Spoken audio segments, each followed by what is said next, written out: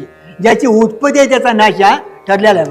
मग आत्मा देखील किंवा मोक्ष देखील उत्पत्ती विनाशवान ठरला. म्हणून आपला मोक्ष कसा आहे, नित्यसिद्ध आहे महाराज. त्रिकालात अबाधित आहे. त्रिकाल अबाध, कधी त्याचा अभाव, पूर्वी होता, आता आहे, पुढे असणार. म्हणून कर्मानं मोक्ष नाही महाराज. उपासना करायला तर तुम्हाला भेदाची सिद्धी करावी लागते मला. उपासे उपासक उपासना, ध्येय ध्याता ज्ञान, त्रिपुटी सिद्ध होते महाराज. आणि त्रिपुटी म्हटली की ते सगळं मायेचं कार्य आहे महाराज. त्रिपुटी म्हटली की सगळं मायेचं कार्य आहे महाराज. आणि प्रत्येक त्रिपुटी जरी धावीत असली महाराज, तरी त्रिपुटी धावत असताना आबा रज्जू उपई चैतन्य का घातलं हो? नुसतं रज्जू अधिष्ठान का घातलं नाही? रज्जू उपही